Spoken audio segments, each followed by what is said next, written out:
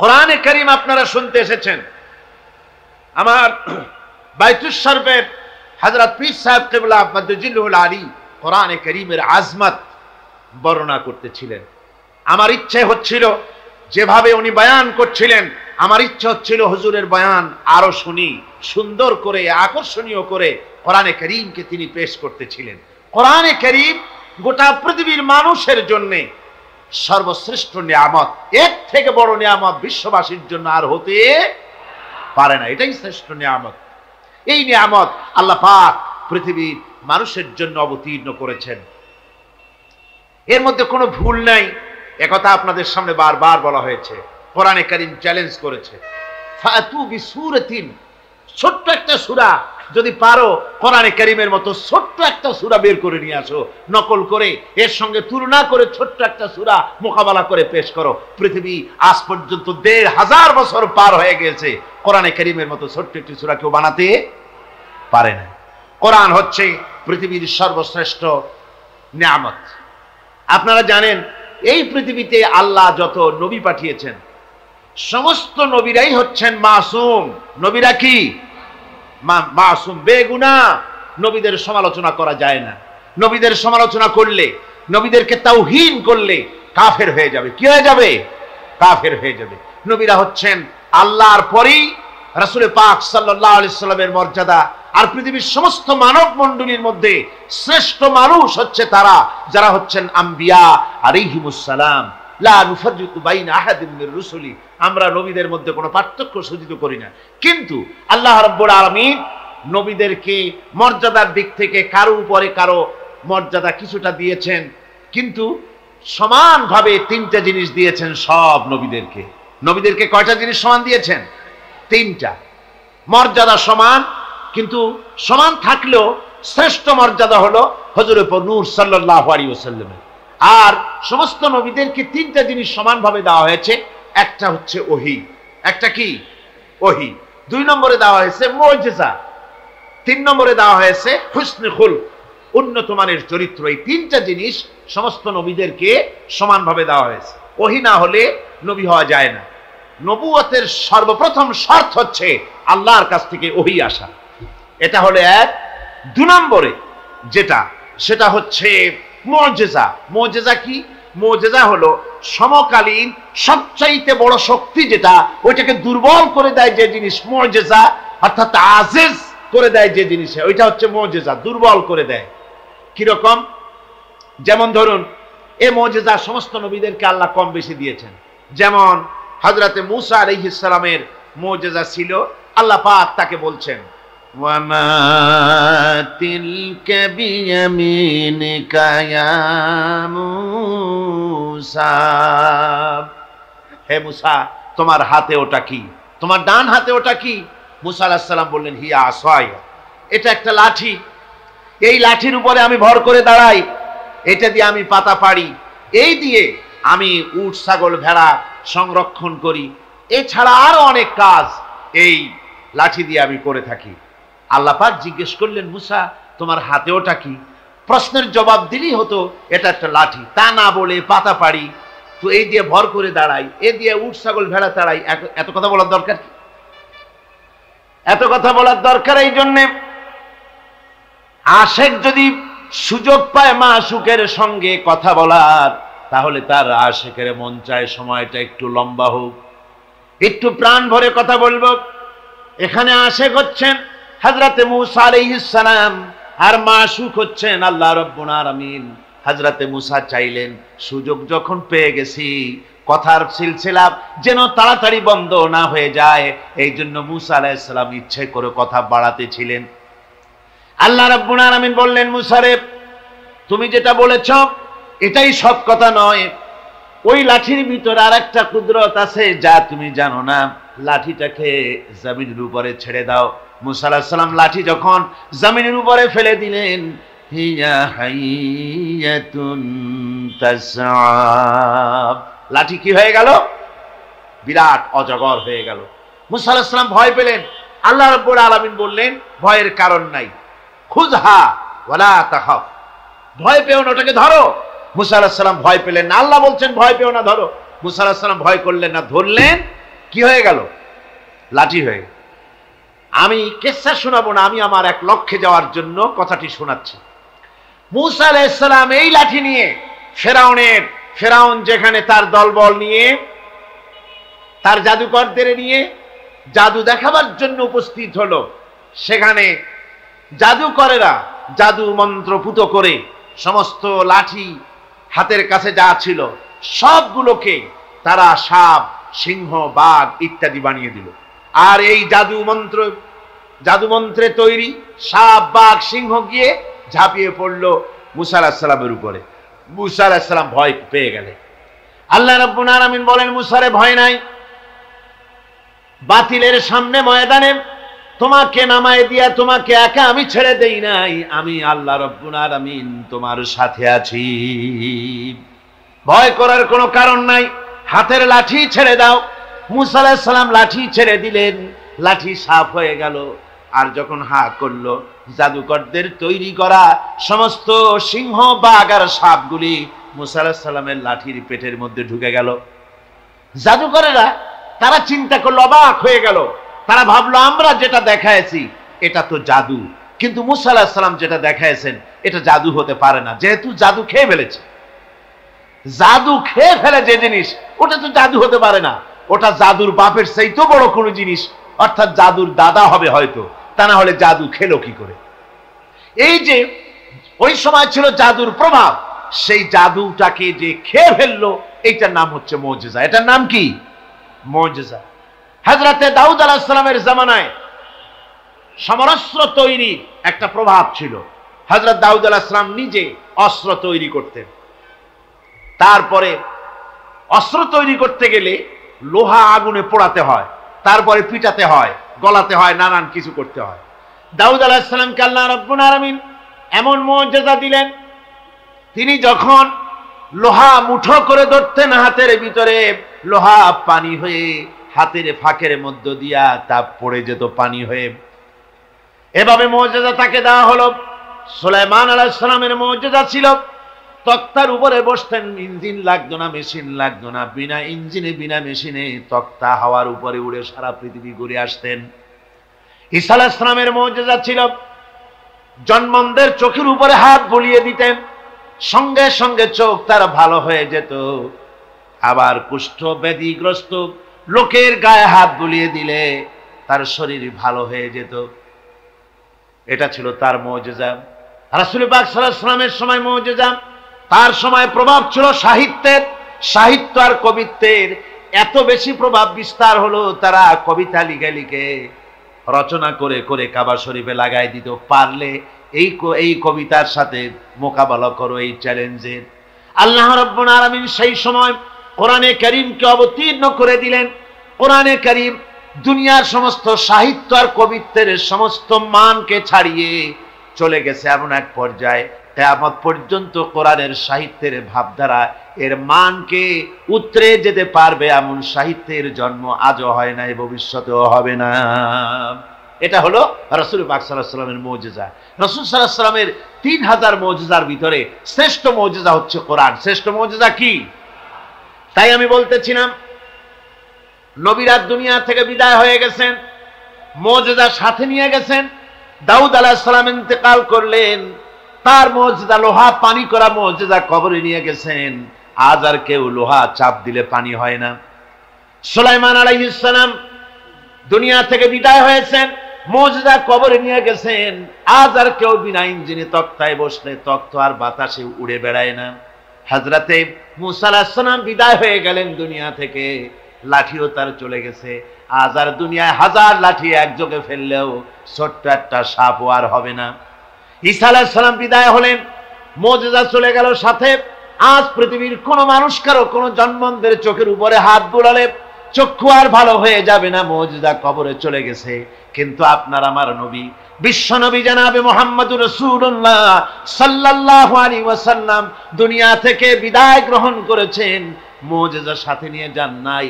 ওই কোরআনে কারীমের মুজিজা আজও আছে, কিয়ামত পর্যন্ত থাকবে। রাসূল পাক সাল্লাল্লাহু আলাইহি ওয়াসাল্লামের এই মুজিজা কিয়ামত পর্যন্ত থাকবে, কেউ এই মুজিজা নষ্ট করতে পারবে না। গ্যারান্টি এই মজিজা রক্ষা করার দায়িত্ব কে নিয়েছেন? আল্লাহ রাব্বুল আলামিন বলেছেন, নাহনু নাযালনা যিকরা ওয়া ইন্না লাহু লাহাফিজুন। কোরআনে কারীম অবতীর্ণ করেছি আমি আল্লাহ, আর এর সংরক্ষণের সবটুকুন দায়িত্ব আমি আল্লাহ আমার নিজ হাতে গ্রহণ করেছি। হেফাজতের সবটা দায়িত্ব আমার। তাই বিশ্ব জুড়ে আজ কোরআন রয়েছে হেফাজতে, কোনো কিতাব হেফাজতে নাই, শুধু কোরআন হেফাজতে আছে। মানুষ এটাকে মুখস্থ করে করে হেফাজত করে রেখেছে। হুজুর আপনাদের সামনে বলেছেন সূরা তো দূরের কথা, আয়াত তো দূরের কথা, জের জবর তো দূরের কথা, একটা কলমের নিব ধরে যে জায়গাটায় একটা নকশা, এই নকশাটারও পরিবর্তন কেউ করতে পারে নাই। সামনে পারবে নাকি? সামনেও পারবে না। জোরে সোরে কোন সুবহানাল্লাহ। এই কোরআনের ইজ্জত যারা দিবে আল্লাহ তাদের ইজ্জত বাড়ায় দেবে। সুবহানাল্লাহ হামদি। কোরআনকে নিয়ে যে আগ বাড়বে সে যদি জিরো হয় আল্লাহ হিরো বানায় দিবেন। আর কোরআনকে যদি কেউ বেইজ্জত করার চেষ্টা করে সে যদি হিরো হয় আল্লাহ তাকে দুনিয়া আখিরাতে জিরো বানায় দিবেন। কি বানায় দিবেন? জিরো বানায় দিবেন। সুবহানাল্লাহ বিহামদিহি। সুতরাং কোরআনে কারীম হচ্ছে, কোরআনে কারীম আমাদের কলিজা, আমাদের ঈমান, আমাদের রক্ত, আমাদের ব্রেইন, আমাদের মগজ, আমাদের জীবন, আমাদের বেঁচে থাকা, আমাদের মরে যাওয়া, আমাদের সম্মান, আমাদের স্বাধীনতা, আমাদের সার্বভৌমত্ব, আমাদের সুখ, আমাদের সমৃদ্ধি সব কিছু কোরআনকে কেন্দ্র করে। সব কি কেন্দ্র করে? কোরআনকে কেন্দ্র করে। কোরআন থাকে তো আমরা থাকবো। অর্থাৎ কোরআন ভিত্তিক জীবন যদি আমরা চালাতে পারি দুনিয়ায় শান্তি পাবো, আখিরাতেও শান্তি পাবো। যে ব্যক্তি তার ছেলেকে, সন্তানকে কোরআন পড়িয়েছে আর কোরআন অনুযায়ী আমল করেছে পৃথিবীর বুকে, সেই কারণে রব্বুল আলামিন সন্তুষ্ট হয়ে তার মা বাবার মাথার উপরে এমন দুটো নুরির টুপি পরিধান করায় দেবে যার উজ্জ্বলতা চন্দ্র সূর্যের আলোকে হার মানায় দেবে। কোরআনে কারীমকে যারা মহব্বত করে পড়তো, দেখেন এমন এক কিতাব যা অধিকাংশ মানুষে বোঝে না। কিন্তু আপনারা বলেন না বুঝে পৃথিবীতে কোন বই পড়ে, এরকমের একটা বইয়ের নাম জানেন আপনারা? বলতে পারবেন?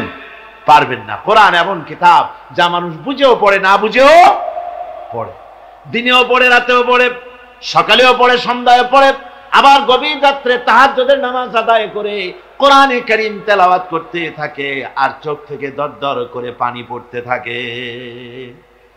হাদিস শরীফে রাসূলুল্লাহ বলেছেন কিয়ামতের দিন কোরআনের তেলাওয়াতকারীকে আল্লাহ রাব্বুল আলামিন বলবেন, ও আমার বান্দা, তুমি দুনিয়ার বুকে কোরআনে কারীমকে যেমন থেমে থেমে তেলাওয়াত করতে, ওইভাবে করে তেলাওয়াত করতে থাকো আর জান্নাতের উপরে উঠতে থাকো।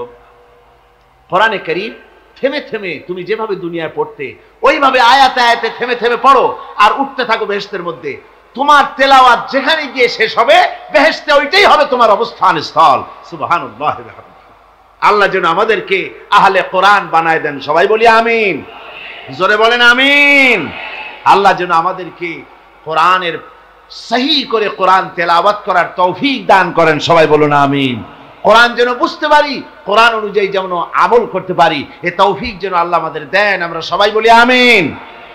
আমার ভাইয়েরা, কোরআনে কারীমের উপরে আমি দীর্ঘ কোনো ভূমিকা না দিয়ে এখন যেখান থেকে আলোচনা করতে চাই, চলুন সেখানে আমরা চলে যাই। কোরআন থেকে সরাসরি আমরা আলোচনা করতে চেষ্টা করি। কোরআন এসেছে আমাদের ভাগ্য চমকায় দিতে।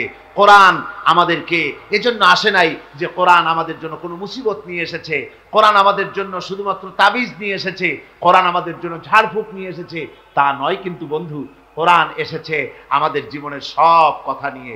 এর মধ্যে কিছু বাদ দেওয়া হয় নাই।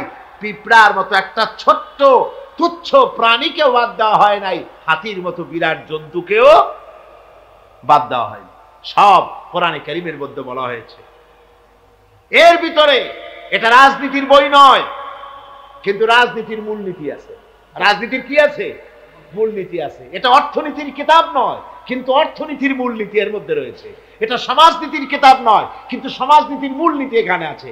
এটা দর্শনের কিতাব নয়, কিন্তু এর মধ্যে দর্শনের মূলনীতি রয়েছে। এটা বিজ্ঞানের কোনো বই নয়, কিন্তু বিজ্ঞানের মূলনীতি, তথ্য, থিওরি এর মধ্যে রয়ে গেছে। আপনি জিওলজি বলেন, জুলজি বলেন, থিওলজি বলেন, ফিলসফি বলেন, মেডিকেল বলেন, সার্জারি বলেন, যে কোনো ডিপার্টমেন্ট বলুন, সব এর মধ্যে আছে।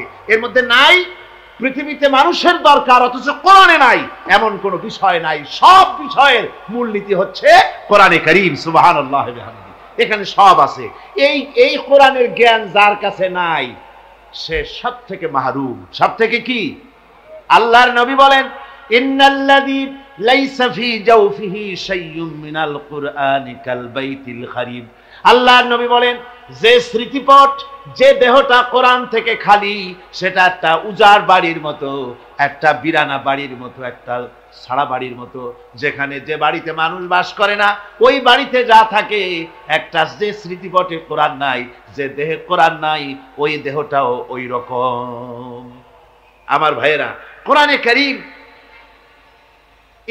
এই হচ্ছে সবচাইতে শ্রেষ্ঠ জ্ঞানের কিতাব। আল্লাহ পাক এই কোরআনের মধ্যে বলেছেন, ওমা উতিতুম মিনাল ইলমি ইল্লা কালিলা, তোমাদেরকে খুব সামান্যতম জ্ঞান দেওয়া হয়েছে। মানুষের জ্ঞান কি? সামান্য। আচ্ছা, সেই সামান্য জ্ঞানের একটু পরিচয় আমি দেই। মানুষের জ্ঞান তো সামান্য, সেই সামান্য জ্ঞানের একটু পরিচয় দিয়েই তাফসীর শুরু হবে ইনশাআল্লাহ। সামান্য জ্ঞান, মানুষের সামান্য জ্ঞান কত? সামান্য জ্ঞানটা হচ্ছে, আমরা আগে পায়ে হাঁটতাম, দ্রুত যাওয়ার জন্য গরুর গাড়ি আবিষ্কার করলাম, গরুর গাড়ি শেষ হলো, তারপরে আমরা সাইকেল নিলাম, রিক্সা নিলাম, টেম্পু নিলাম, কার নিলাম, বাস নিলাম, ট্রেন নিলাম, এরপরে প্লেন আবিষ্কার হলো, রকেট আবিষ্কার হলো, সারা পৃথিবী ঘন্টার ভিতরে সারা দুনিয়া ঘুরে আসার মতো যান আমরা তৈরি করে ফেললাম। সমুদ্রের ভিতরে আপনার 3 মাস সাঁতরায়, আমরা বুঝি সমুদ্রের মধ্যে সাঁতরাইতে পারবো না, সেজন্য আমরা সাবমেরিন আবিষ্কার করলাম। আমরা পাখির সাথে পাল্লা দিয়ে প্লেন আবিষ্কার করলাম।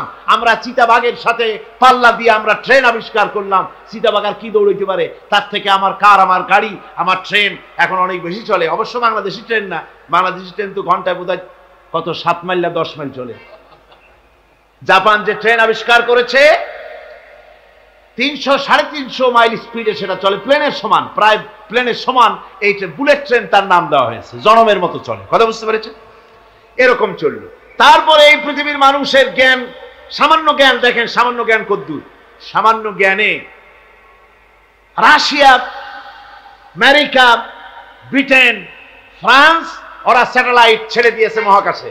স্যাটেলাইট মহাকাশে ঘুরতেছে, কোনো ড্রাইভার নাই, কোনো ক্যাপ্টেন নাই, ঘুরতেছে মহাশূন্যের উপরে, পৃথিবীর মাটি থেকে 300-400 মাইল উপরে ঘুরতেছে।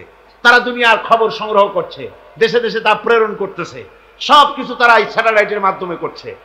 বছরের পর বছর ধরে স্যাটেলাইট ঘুরছে। ওইখানে পৃথিবীর মাটি থেকে 400 মাইল উপরে স্যাটেলাইটের ভেতরে যদি কোনো যান্ত্রিক গোলযোগ হয়, ওয়াশিংটনে বসে কম্পিউটারে মনিটরিং করে 400 মাইল দূরের মেশিন ভালো করে দিচ্ছে।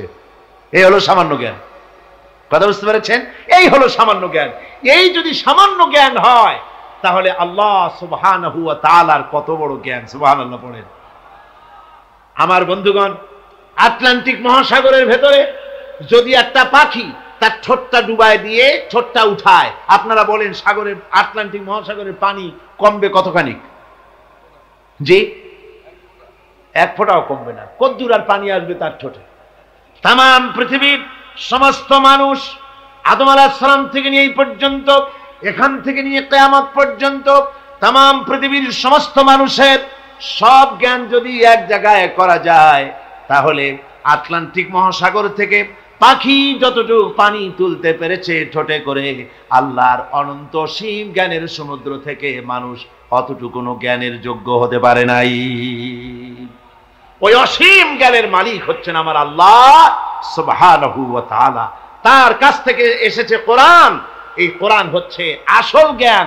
এজন্য ডক্টর মরহুম শহীদুল্লাহ তিনি বলতেন, যখন তিনি মানুষের সাথে, শিক্ষিত লোকদের সাথে যখন বসতেন, বলতেন যে তোমরা ডিগ্রি অনেক অর্জন করেছো, বিদেশ থেকে অনেক ডিগ্রি নিয়ে এসছো, কিন্তু শুনে রাখো তোমরা পণ্ডিত ঠিকই, কিন্তু কোরআনের জ্ঞান যদি না থাকে, কোরআনের ইলম যদি তোমাদের না থাকে, তাহলে তোমরা হচ্ছো পণ্ডিত ঠিকই, তবে তোমরা মূর্খ পণ্ডিত। আউযু বিল্লাহি মিনাশ শাইতানির রাজীম। বিসমিল্লাহির রাহমানির রাহিম। বিতাড়িত মরদুদ শয়তানের ওয়াসওয়াসা থেকে আল্লাহর কাছে পানাহ চাই। পরম করুণাময় আল্লাহ রাব্বুল আলামিনের নামে শুরু হচ্ছে। সাব্বাহা লিল্লাহি মা ফিস সামাওয়াতি ওয়া মা ফিল আরদ ওয়া হুয়াল আজিজুল হাকীম।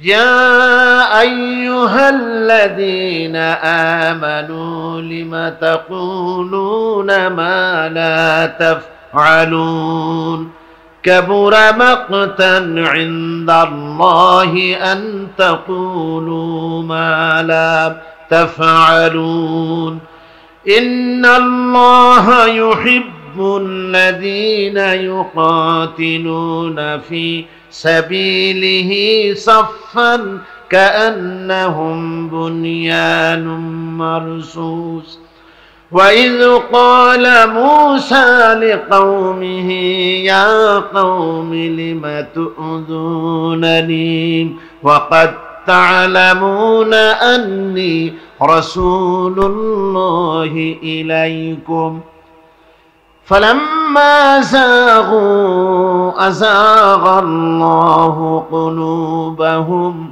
والله لا يهدي القوم الفاسقين صدق الله العظيم। সূরা আস-সাফ সূরাটি মদিনা মুনাওয়ারায় অর্থাৎ রাসূল পাক সাল্লাল্লাহু আলাইহি ওয়াসাল্লামের মদনী জিন্দেগিতে সূরাটি অবতীর্ণ হয়েছে। আল্লাহ রাব্বুল আলামিন ঘোষণা করছেন আকাশ এবং জমিনের মধ্যে যা কিছু আছে সব তাসবিহ পড়ছে, তাসবিহ করছে আল্লাহ পাকের। তিনি সর্বজয়ী এবং মহাবিজ্ঞানী। হে বিশ্বাসীরা, তোমরা যারা ঈমান এনেছো শোনো, তোমরা সে কথা কেন বলো যা তোমরা করো না। আল্লাহর কাছে ক্রোধ উদ্রেককারী সব থেকে বেশি আল্লাহর কাছে ক্রোধ উদ্রেককারী ব্যাপার হচ্ছে যে তোমরা যা বলো তা তোমরা করো না।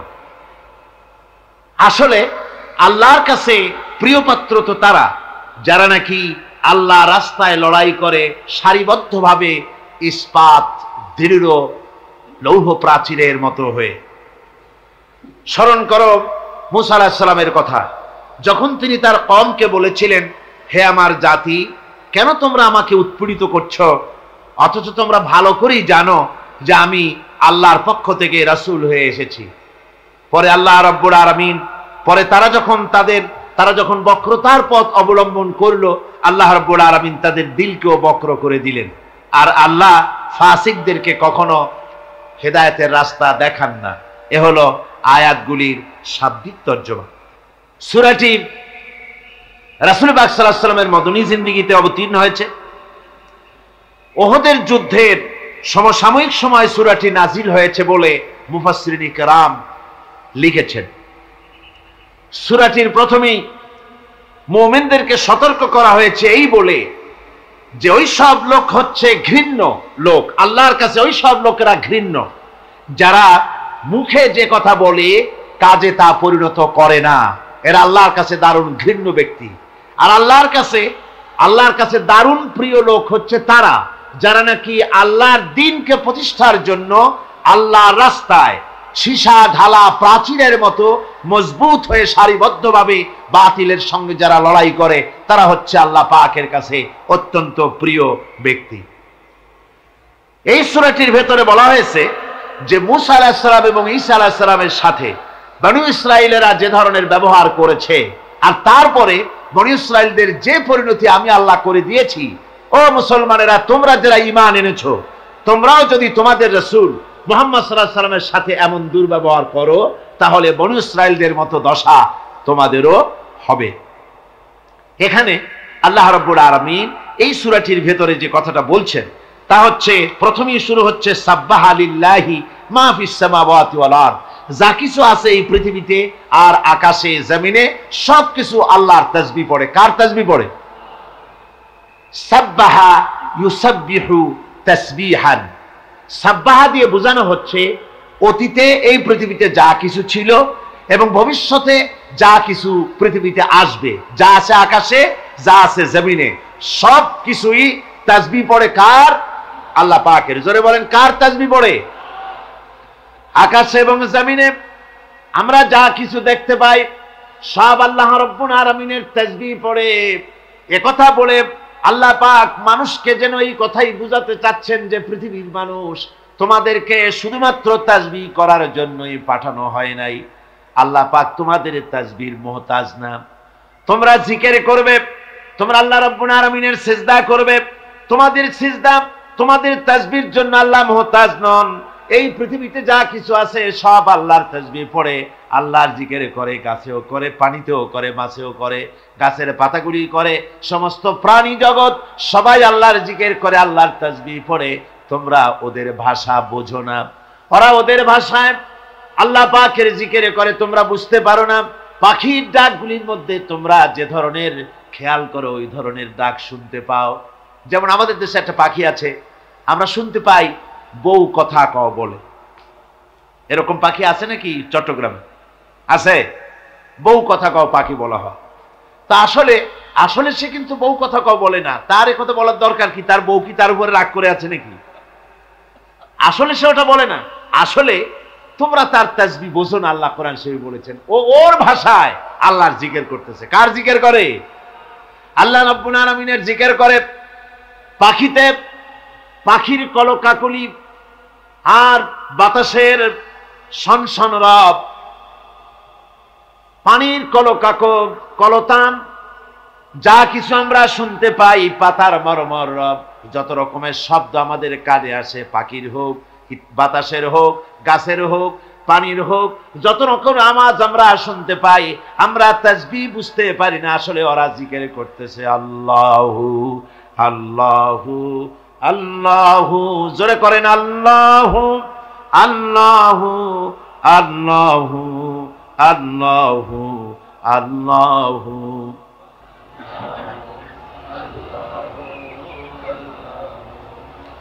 আল্লাহু আল্লাহু আল্লাহু আল্লাহু আল্লাহু আল্লাহু। যা সেই পৃথিবীতে আকাশে জমিনে সব আমার তাসবিহ পড়ছে, আমার জিকির করছে। ওয়া হুয়াল আজিজুল হাকিম। আর আল্লাহ হচ্ছেন সর্বজয়ী। তিনি এমন যে তার হুকুম না মেনে তিনি হচ্ছেন অপ্রতিরোধ্য শক্তি। তার শক্তির মোকাবেলা কারো করার কোনো ক্ষমতা নাই। অপ্রতিরোধ্য ক্ষমতা তার, প্রচন্ড ক্ষমতার মালিক তিনি। আর হাকিম সুবিজ্ঞানী, মহাবিজ্ঞানী, সুবিজ্ঞ, মহাবিজ্ঞ। তার অর্থ হচ্ছে আজিজ, আজিজ এবং হাকিম। আজিজ হচ্ছে অপ্রতিরোধ্য সর্বজয়ী ক্ষমতা। তো এই ক্ষমতার সাথে হাকিম শব্দ আল্লাহ জড়িয়ে দিয়েছেন। অর্থাৎ একথা বোঝার জন্য সুযোগ না থাকে যে তিনি অপ্রতিরোধ্য ক্ষমতাসীন হয়ে তিনি বোধহয় মানুষের উপরে জুলম করেন। আল্লাহ পাক বলেছেন আমাল্লাহু বিযাল্লামিল লিল আবিদ। আমি বান্দার উপরে, আল্লাহ পাক বান্দার উপরে জুলুম করেন না। হাকিম, তিনি মহাবিজ্ঞানী। তার যা কিছু কাজ সব কিছুর মধ্যে রয়েছে এক বিচক্ষণতার দাবি। এরপরে আল্লাহ রাব্বুল আলামিন বলছেন ইয়া আইয়ুহাল্লাযীনা আমানু লিমা তাকুলুনা মা লা তাফআলুন। হে বিশ্বাসীরা, সেই কাজ কেন করো, সেই কথা কেন বলো তোমরা যে কাজ তোমরা করো না। কথার সাথে কাজের যাদের মিল নাই তাদেরকে কোরআনের পরিভাষায় কি বলা হয়েছে বলুন তো? কি বলা হয়েছে? মুনাফিক। জোরে বলেন, কি বলা হয়েছে? মুনাফিক বলা হয়েছে। অর্থাৎ ইসলাম, এখানে এই কথাটা, এই আয়াতটি খুবই গুরুত্বপূর্ণ। ভালো করে আপনাদেরকে কথা বুঝতে হবে। আমি আগেই বলেছি শয়তানের ওয়াসওয়াসা থেকে পানাহ চাইতে, শয়তান যেন মাহফিল থেকে বের করে না দেয় এবং অন্য মনস্ক না করে সেদিকে লক্ষ্য রাখতে হবে। খুবই গুরুত্বপূর্ণ আলোচনা। কোরআনে কারিমে আল্লাহ পাক সূরাটি শুরু করেই বলছেন হে বিশ্বাসীরা, তোমরা যারা ঈমান এনেছো শোনো, সেই কথা কেন বলো যে কাজ তোমরা করো না। আর আল্লাহর কাছে দারুণ বিরক্তিকর, ক্রোধ উদ্দীপক সেই কাজ যে তোমরা যা বলো তা তোমরা করো না। এতে আল্লাহ পাক দারুণ অসন্তুষ্ট হন। অর্থাৎ ইসলাম মানুষের কাছে দাবি করে পরিপূর্ণ আনুগত্যের। মুসলমানদের কাছে ইসলামের দাবি কি? আনুগত্য। বলুন তো কি দাবি? আমরা ইসলামের দাবি করেছি যে ভিত্তিতে সেই ভিত্তিটা হচ্ছে লা ইলাহা ইল্লাল্লাহু মুহাম্মাদুর রাসূলুল্লাহ।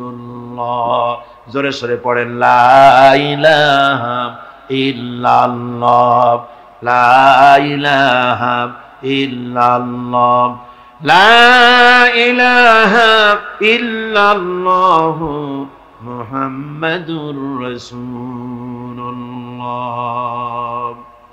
ইমানের দাবি হচ্ছে এক আল্লাহয় বিশ্বাসী হওয়া এবং আল্লাহর হুকুম ও হাকাম মেনে জীবনকে পরিচালনা করা। এটা হলো ইমানের দাবি। ইমানের দাবি এই নয় যে কলেমা পড়ে নামাজ রোজা করে হজ যাকাত করে চুপ করে বসে থাকবেন না। ইমানের দাবি হচ্ছে জীবনের সব ক্ষেত্রে হুকুম মানতে হবে কার? জোরে কোন তো। শীতে আপনাদের গলা কি আড়ষ্ট হয়ে এসছে? তাহলে জোরে সরে বলেন, জীবনের সব ক্ষেত্রে আনুগত্য হবে কার? আল্লাহ সুবহানাহু ওয়া তাআলার আনুগত্য করতে হবে। এটা হলো ঈমানের দাবি। আল্লাহ এবং রাসূলের আনুগত্য করতে হবে জীবনের সকল ক্ষেত্রে। এই আনুগত্যশীল জনগোষ্ঠী যদি তৈরি হয়, তারাই ইসলাম প্রতিষ্ঠিত করতে পারবে জমিনের উপরে। দেখুন, সেনাবাহিনী যদি কমান্ডারের অর্ডার না মানে, কথা বুঝতে পেরেছেন? পুলিশ, মিডিয়া, সেনাবাহিনী নিশ্চয়ই তাদের কমান্ডার আছে, আছে না? কমান্ডার আছে। কমান্ডারের হুকুম যদি তারা না মানে, কমান্ডারের অর্ডার যদি ফলো না করে, নিজেদের ইচ্ছে মতো যদি কাজ করতে থাকে, এমন সেনাবাহিনী দিয়ে দেশ রক্ষা সম্ভব? জোরে বলেন, সম্ভব? মোটেই সম্ভব নয়। কমান্ডারের কমান্ড মানে না, সিপা সালারের অর্ডার মানে না, এমন বাহিনী দিয়ে দেশের কোনো উন্নতি হওয়া সম্ভব নয়। দেশ ধ্বংসের পথে অগ্রসর হবে। অনুরূপভাবে রাজ্যের প্রজারা শাসনতন্ত্র অনুযায়ী, সংবিধান অনুযায়ী, দেশের আইন কানুন অনুযায়ী যদি তারা না চলে, দেশের আইন যদি জনগণ না মানে, তাহলে এমন জনগণ নিয়ে দেশ চালানো কি সম্ভব? সম্ভব? সম্ভব নয়।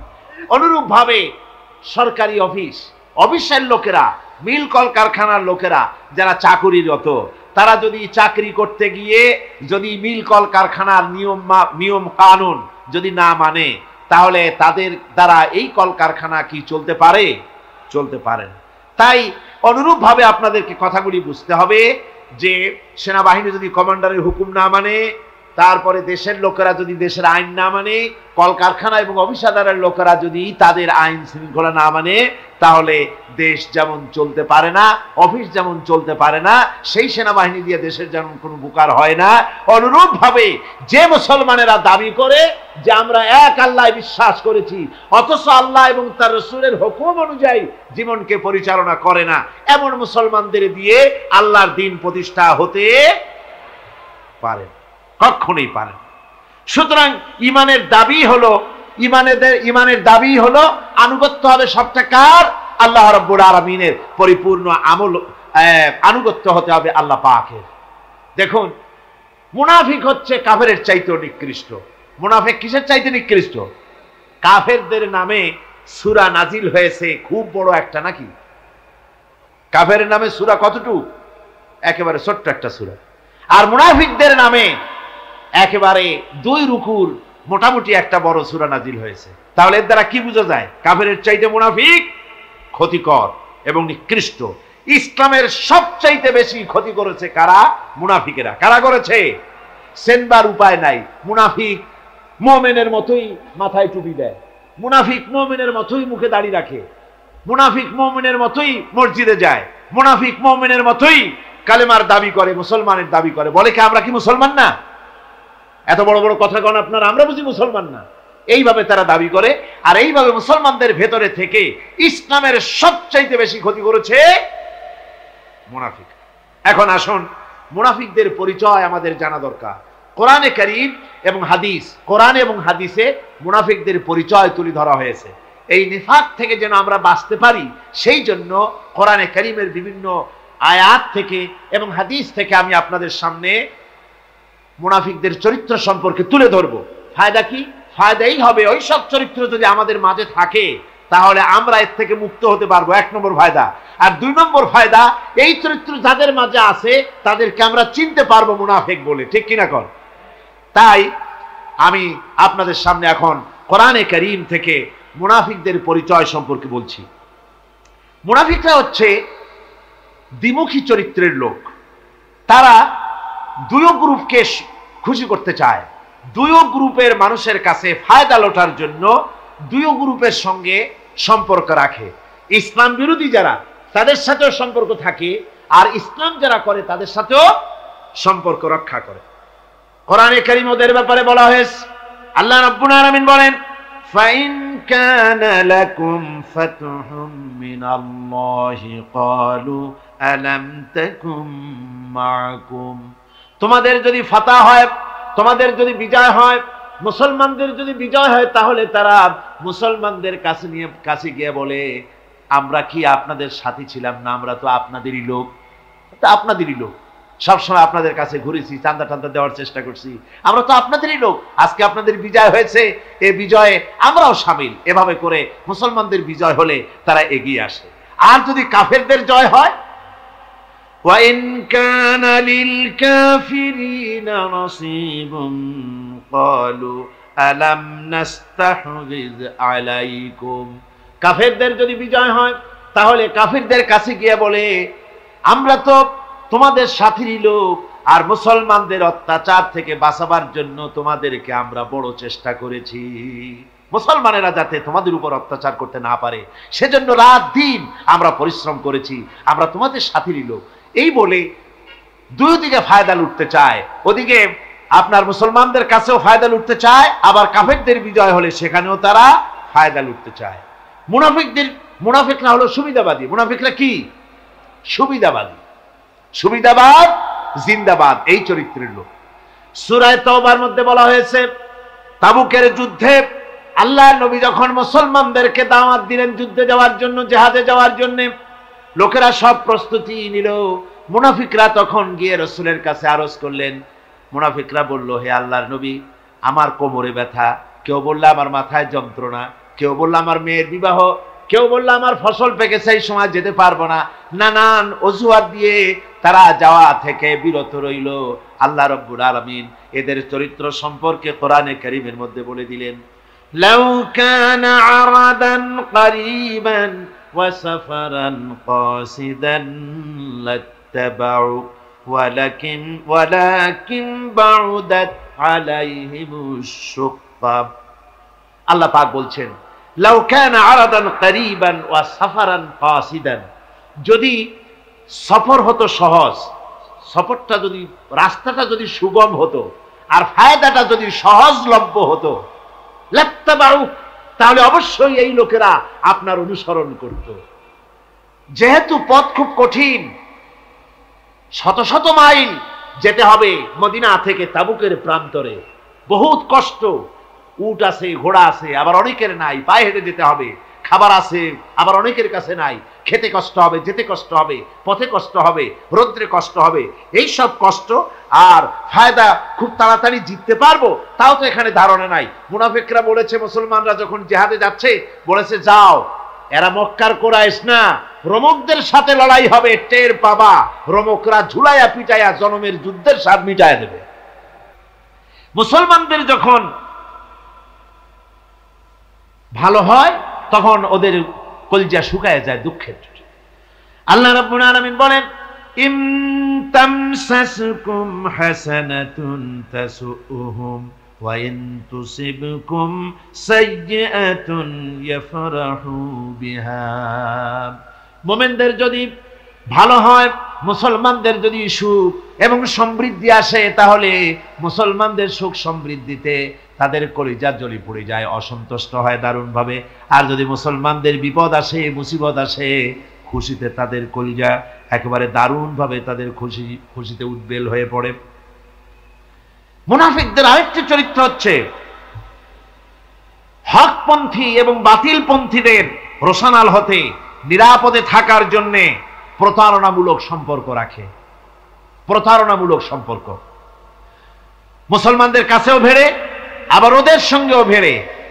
টাকা পয়সা ওদের যদি থাকে তো এই বেশি টাকাগুলো দেয়, ইসলাম বিরোধীদের দিয়া সম্পর্ক রক্ষা করে। জানি না কোন দল ক্ষমতায় যাবে বলা তো যায় না, কাজে দুই দিকে সম্পর্ক রক্ষা করে তারা চলে। আল্লাহ রাব্বুল আলামিন বলেন ইউরিদুনা আন ইয়ামানুকুম ওয়া ইয়ামানু কওমাহুম, ওরা চায় দুই সম্প্রদায়ের সঙ্গে সম্পর্ক রক্ষা করে প্রতারণামূলক আচরণ করে নিজেদেরকে টিকিয়ে রাখার জন্য চেষ্টা করে। মুনাফিকদের অবস্থা হচ্ছে তারা ইসলামের ক্ষতি সাধনের জন্য সারাক্ষণ চেষ্টা সাধ্য করতে থাকে। আর ইসলামের বিচার পদ্ধতি মুনাফিকদের পছন্দ নয়। ইসলামের যে কোনো বিচার পদ্ধতি শুনলেই তাদের দারুণ জ্বালা করে। যেমন ইসলামের বিচার পদ্ধতি হলো চোর পুরুষ হোক আর নারী হোক উভয়ের হাত কেটে দাও। এ শুনলে তারা বলে এটা হলো বর্বর আইন। জিনার শাস্তি, মদখোরের শাস্তি, হত্যাকারীর শাস্তি, কোরআনে কারীম যে শাস্তি বিধান করেছে তা শুনলে পরে তাদের দারুণ খারাপ লাগে এবং এ নিয়ে বিতর্ক সৃষ্টি করে। কোরআনে কারীম আল্লাহ পাক এই চরিত্র সম্পর্কে বলেছেন ইউরিদুনা আন ইয়াতাহাকাবু ইলাত তাগুত, তারা শয়তানের আইনকে প্রতিষ্ঠিত করতে চায়, অর্থাৎ আল্লাহর আইন বিদায় করে দিয়ে মানুষের তৈরি করা মতবাদকে প্রতিষ্ঠিত করার জন্য তারা চেষ্টা চালায়। শুধু তাই নয়, মুনাফিকদের আরেকটা চরিত্র হলো তারা যদি আজান শুনতে পায়, আজান এবং নামাজ সম্পর্কে তারা কটূক্তি করে, আজান এবং নামাজ সম্পর্কে তারা কটূক্তি করতে থাকে। এটা হলো মুনাফিকদের আরেকটা চরিত্র। আল্লাহ রাব্বুল আলামিন বলেন ওয়াইদা নাদাইতুম ইলাস সালাতি ইত্তাখাযুহা হুজওয়ান ওয়া লাইবান, যখন আজান তারা শোনে, যখন নামাজের দিকে তাদেরকে ডাকা হয় তখন তারা ঠাট্টা করে, বিদ্রুপ করে। আপনারা শুনেছেন আমাদের দেশে কবিরা, এই সব কবিদের নাম নিতেও ঘৃণা হয়। এক কবি, তার নাম আমি নিতে চাই না, সে লিখেছে ফজরের আজান যখন আমি শুনি তখন আমার কাছে মনে হয় বেশ্যার চিৎকারের মতো। কোরআনের শিক্ষা বন্ধ করে দেওয়ার জন্য এই টেলিভিশন থেকে প্রচেষ্টা চালানো হয়। কদিন আগে এই টেলিভিশনের মধ্যে একটি নাটক প্রচারিত হচ্ছিল। সেই নাটকটার বিরুদ্ধে আমরা কথা বলেছি তাফসীরুল কোরআন মাহফিল, ঢাকা মতিঝিল ময়দানে। ওই নাটকে দেখানো হচ্ছিল কোরআন শরীফ শিক্ষা দেওয়া হচ্ছে, এক মৌলবি একজনের বারান্দায় কোরআন শরীফ পড়াচ্ছে। নাটকটির নাম ছিল উঠান। কোরআনে কারীম পড়ানো হচ্ছে। তো কোরআনে কারীম কি আলিফ জাবর আ, বা জাবর বা, সা জাবর সা, এগুলি পড়ানো হচ্ছে। একটা মেয়ে লোক এসে বলছে সব বন্ধ কর, হয় অজাগর, আয় আম পেড়ে খাই, এইগুলি পড়। আমি এই দৃশ্য আমি নিজের চোখে দেখেছি। ইচ্ছে করি সেই অনুষ্ঠানটি আমি দেখলাম, তার কারণ এর আগে ২-৩টা পর্বে পত্রপত্রিকায় দারুণভাবে সমালোচনা এসেছে। আমি কিভাবে আক্রমণ হচ্ছে দেখার জন্য চেষ্টা করলাম। আমি দেখে তারপরে দেখলাম টুপির উপর আক্রমণ করা হলো, জামার উপরে আক্রমণ করা হলো। আমি আমার মাহফিলে বললাম যে ছেলেরা যদি এ বি সি ডি পড়তে থাকতো আর নায়িকা এসে যদি বলতে সব বন্ধ কর, অ ক খ পড়, এটার একটা জাস্টিফিকেশন ছিল যেহেতু এটা বাংলাদেশ। কিন্তু ছেলে পড়তেছে আলিফ জাবর আ, বা জাবর বা, আর এসব বন্ধ কর, তার অর্থ কি? বাংলাদেশ থেকে কোরআনে কারীমকে বন্ধ করে দেওয়ার জন্য মুনাফিকেরা টেলিভিশনের মাধ্যমে আপ্রাণ চেষ্টা চালায় যেতেছে।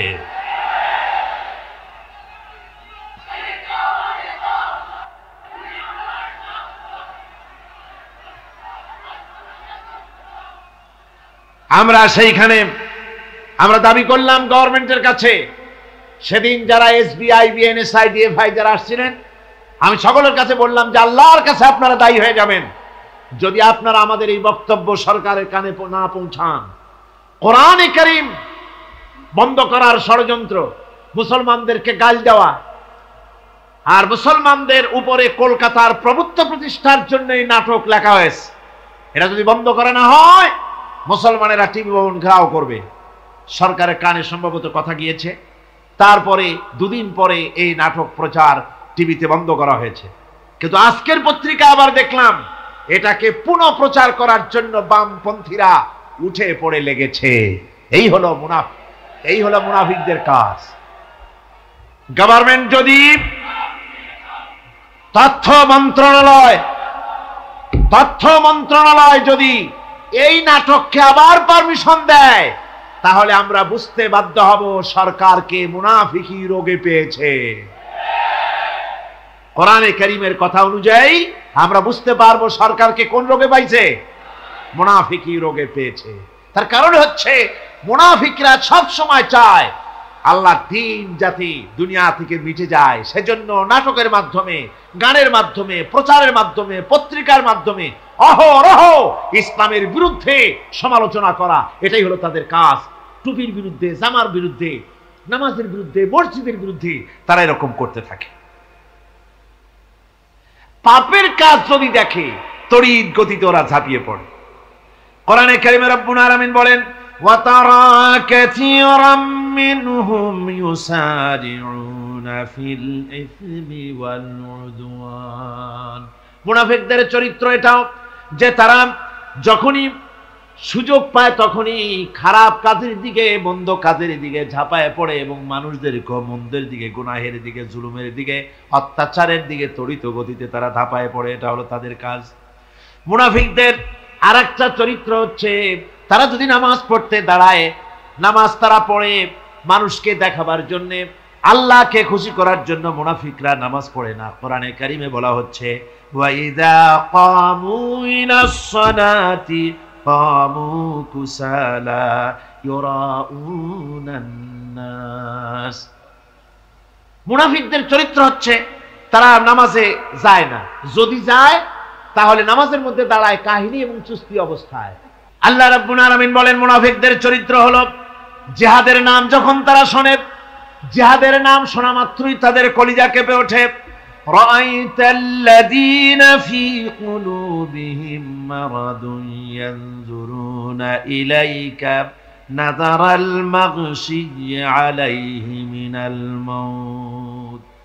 যখনই তাদের অন্তঃকরণ নেফাকের রোগে ভরা, নেফাকের রোগ তাদের কেমন ভাবে পেয়ে বসেছে যে ওরা এমন ভাবে তাকায় থাকে আপনার দিকে, রাসূলুল্লাহর দিকে এমন ভাবে তারা তাকায় থাকে যে জিহাদের কোনো কথা বলে ফেলে নাকি, জিহাদের কথা যদি আসে তাহলে তো সর্বনাশ।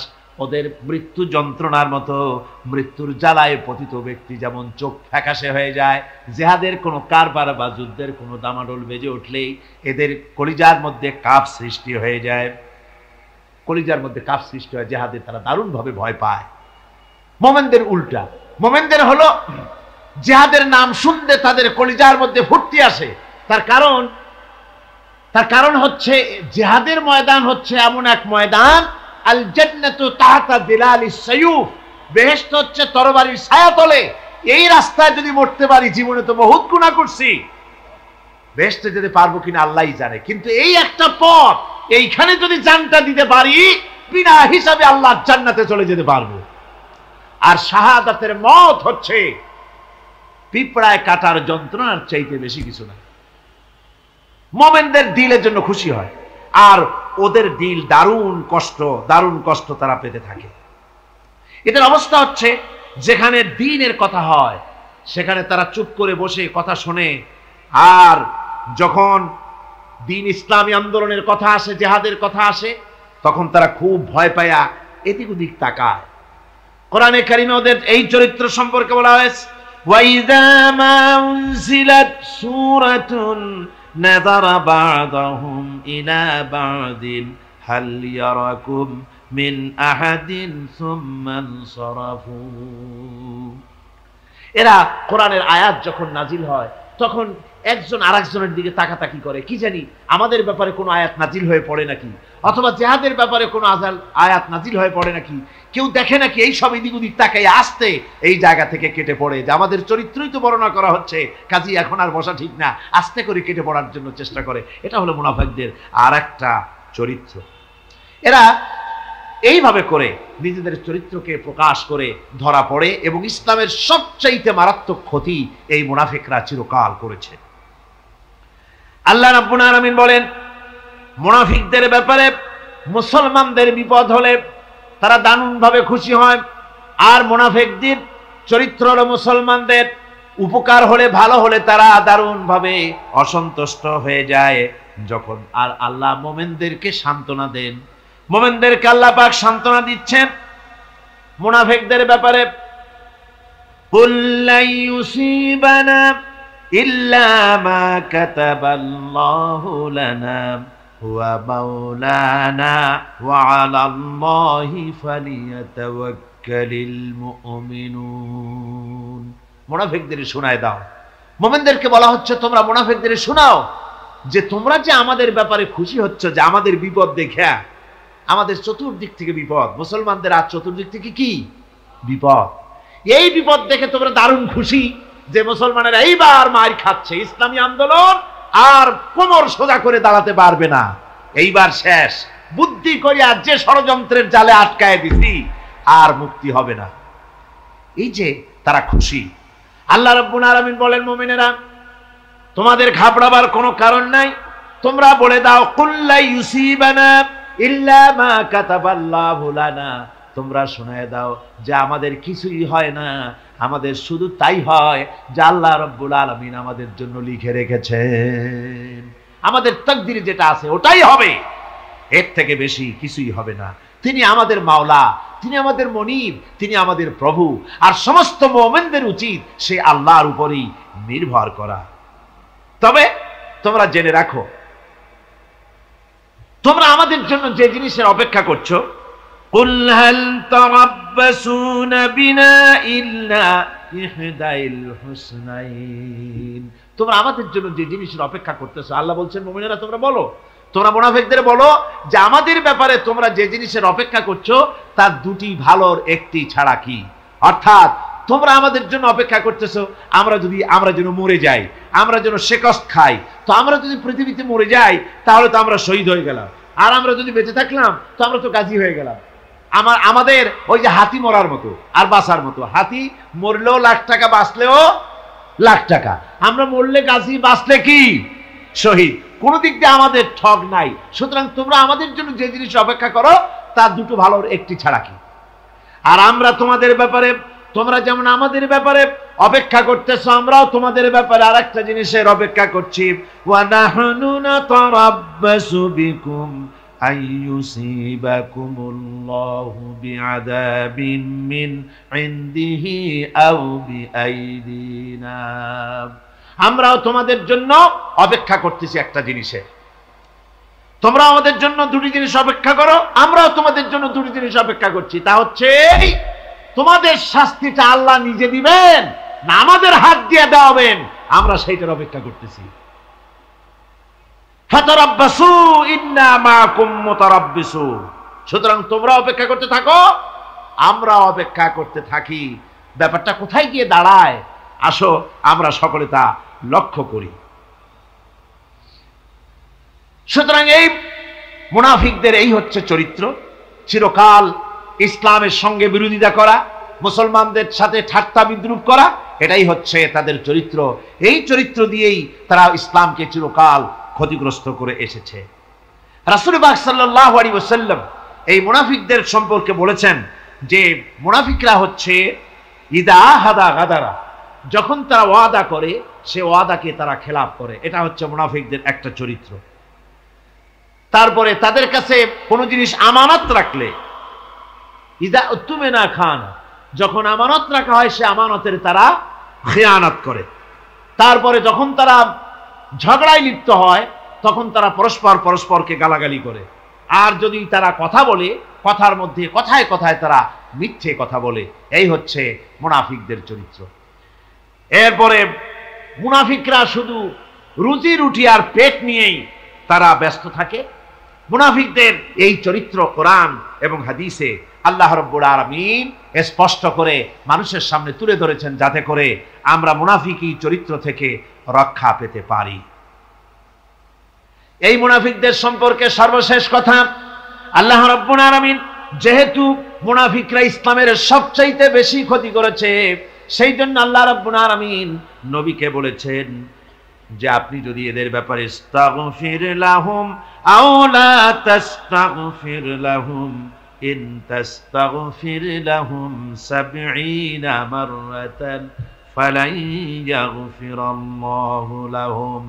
আপনি যদি এদের জন্য ক্ষমা চান, আর ক্ষমা আপনি নাই চান, এমনকি ৭০ বারও যদি আপনি মুনাফিকদের জন্য আমি আল্লাহর কাছে ক্ষমা প্রার্থনা করেন, আমি আল্লাহ রব্বুল আলামিন মুনাফিকদেরকে ক্ষমা করে দেব না।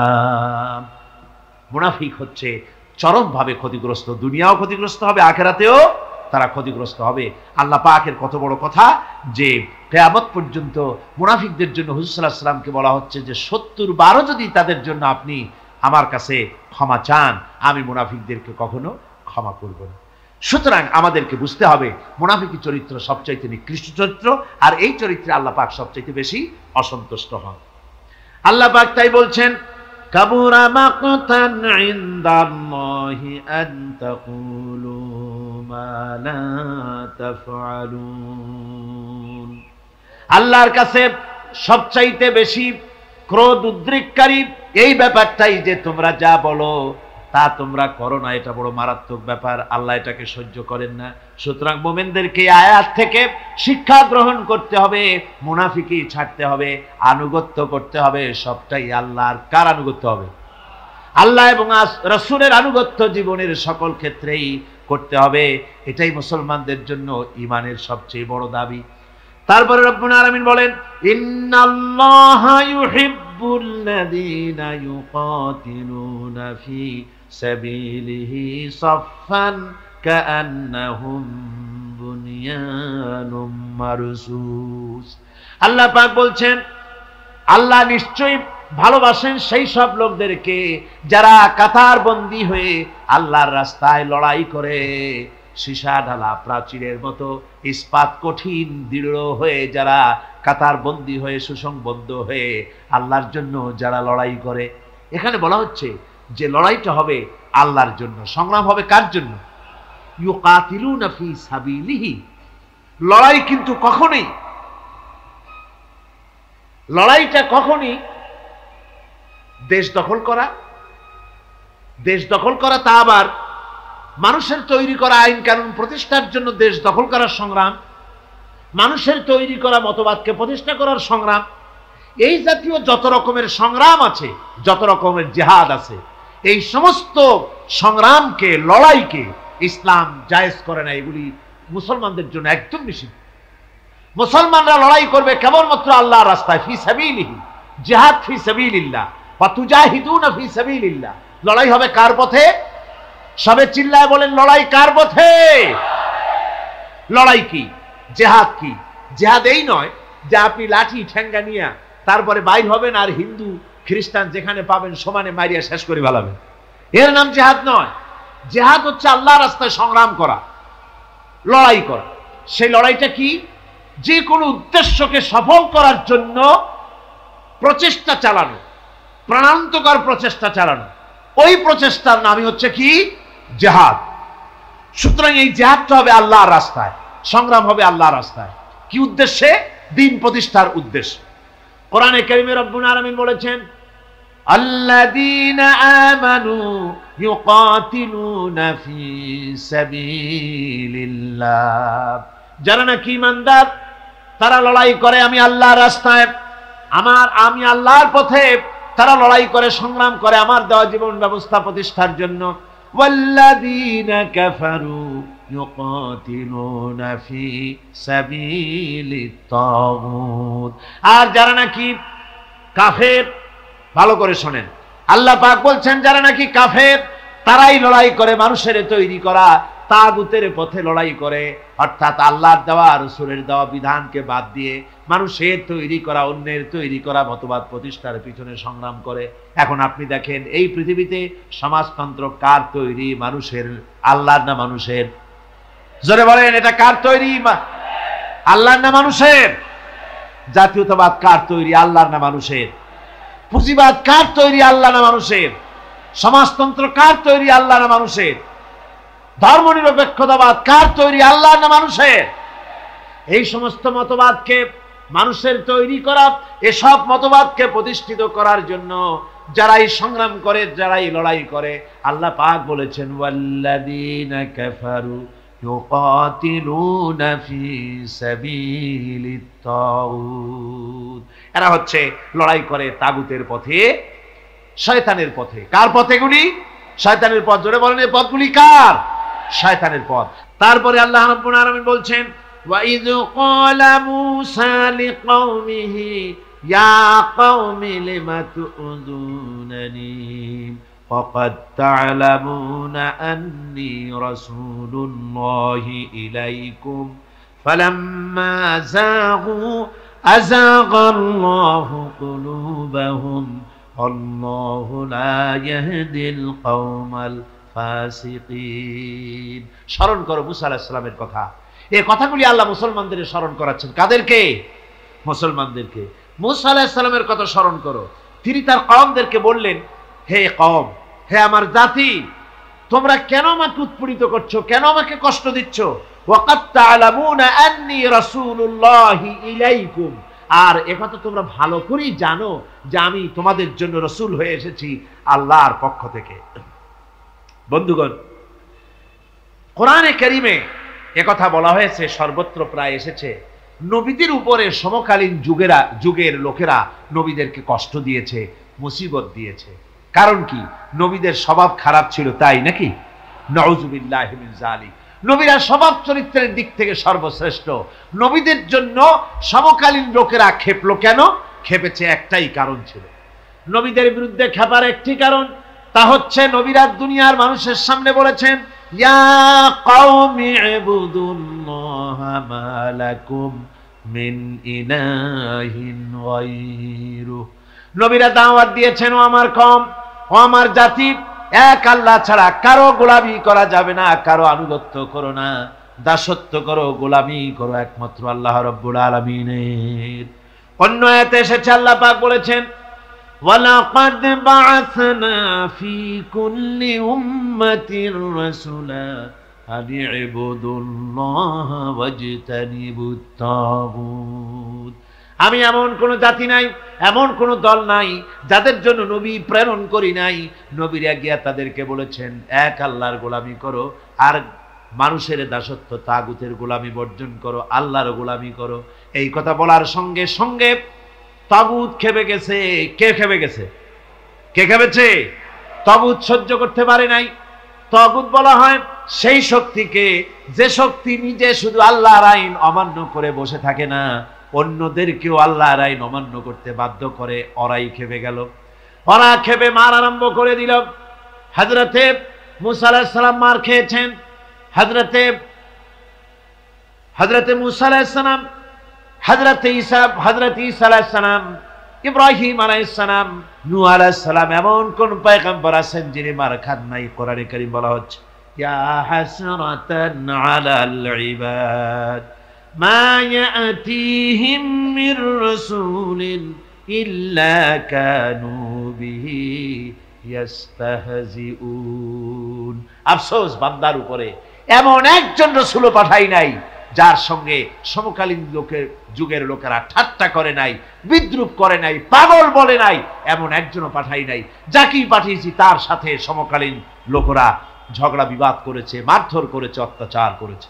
কাফের বেঈমানেরা চায় মুখের ফু দিয়ে আমার আলোকে নির্বাপিত করে দেবে, আমার দ্বীনকে দুনিয়া থেকে মিটিয়ে দেবে। আল্লাহ পাক বলেন, আমি আমার দ্বীনকে পূর্ণতা দান করব, জাঁকজমকের সাথে আমার দ্বীন দুনিয়ার বুকে প্রতিষ্ঠিত হবে। তাতে কাফেরদের কলিজার ভিতরে যতই জ্বালা যন্ত্রণা হোক না কেন, ওদের মনে যত কষ্ট হোক, ইসলাম প্রতিষ্ঠিত হবে। আল্লাহ বলেছেন। কে বলেছেন? আল্লাহ পাক। আমি আমার দ্বীনকে পূর্ণতা দান করব। সুতরাং কাফেররা বাধা দিল নবীদের। কারা বাধা দিল? কাফেররা। যারা বাধা দিল তারা সংখ্যায় 3 শ্রেণী। কয় শ্রেণী? ভালো করে মনে রাখো। বর্তমানে তারা আর নাই।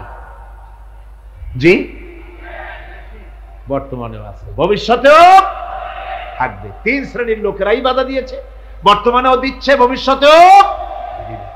এই 3 শ্রেণীর প্রথম শ্রেণী হলো রাষ্ট্রশক্তি। রাষ্ট্রশক্তি বাধা দিল কেন? কেন বাধা দিল? রাষ্ট্রশক্তি যেমন ফেরাউন, রাষ্ট্রশক্তি নমরুদ, রাষ্ট্রশক্তি হচ্ছে আবু জেহেল, আবুল আহাব, আবু সুফিয়ান, উতবা, সাইবা, মুগীরা, এরা বাধা দিল। রাষ্ট্রশক্তি বাধা দিল। বাধা দেওয়ার কারণ হলো রাসূলুল্লাহ বলেছেন, নবীরা বলেছেন, তারা বলেছেন সবাই ইয়া কওমি ইবুদুল্লাহ মা লাকুম মিন ইলাহিন গায়রু। নবীজি বলেছেন ইয়া আইয়ুহান নাস কুলু লা ইলাহা ইল্লাল্লাহ তুফলিহু। ও মানব সকল, ঘোষণা করে দাও কোনো ইলাহ নাই, কোনো আইনদাতা নাই, কোনো বিধানদাতা নাই, আল্লাহ ছাড়া কোনো উপাস্য নাই, মাবুদ নাই। এই কথাগুলি যখন নবীরা বলেছেন, তখন সমকালীন রাষ্ট্রশক্তি বুঝতে পেরেছে আমাদের মাতবাড়ি তো আর চলবে না, মাতবাড়ি শেষ। যদি লা ইলাহা ইল্লাল্লাহ হয় তাহলে তো আমরা থাকি না। কারা থাকে না? রাষ্ট্রশক্তি। কারা থাকে না? কর। আমি আপনাদের কাছে যে মাঝে মধ্যে কথা জিজ্ঞেস করি, আপনারা কি তাতে বেজার হন নাকি? জিজ্ঞেস করি এই জন্যে যাতে আপনাদের কথাগুলি মনে থাকে। রাষ্ট্রশক্তি বাধা দিল এই কারণেই যে আমরা তো তাহলে আর থাকি না। লা ইলাহা, কোনো ইলাহ নাই, কোনো আইনদাতা নাই, কোনো বিধানদাতা নাই, কোনো শাসনকর্তা নাই, কেউ নাই আল্লাহ ছাড়া। একমাত্র আইন চলবে আল্লাহ। তাহলে আমরা লাগি কোন কাজে? আমাদের তো নেতৃত্ব থাকবে না, আমাদের মাতবাড়ি থাকবে না, আমাদের আইন চলবে না, আমরা তো বেকার হয়ে যাব। সুতরাং এইটাকে বন্ধ করতে হবে, এটাকে বন্ধ করতে হবে, এটা বন্ধ করতে হবে। এই আইন যদি চালু হয় তাহলে তো মৌজ করা যাবে না, ফুর্তি করা যাবে না, এই ড্রিঙ্ক অ্যান্ড বিমেরি এগুলি তো আর চলবে না। ডু ফুর্তি নো চিন্তা, এসব তো আর চলবে না। মদ খাওয়া, জুয়া খেলা, শয়তানি করা, বদমাশি করা, জনগণের টাকা নিয়ে নিজের বাপের সম্পত্তি মনে করে তা গ্রহণ করা, এভাবে করে সর্বনাশ করা তো আর চলবে না, মাতবাড়ি তো চলবে না। সুতরাং ঠেকাও, এই ঠেকাও আন্দোলন চলল।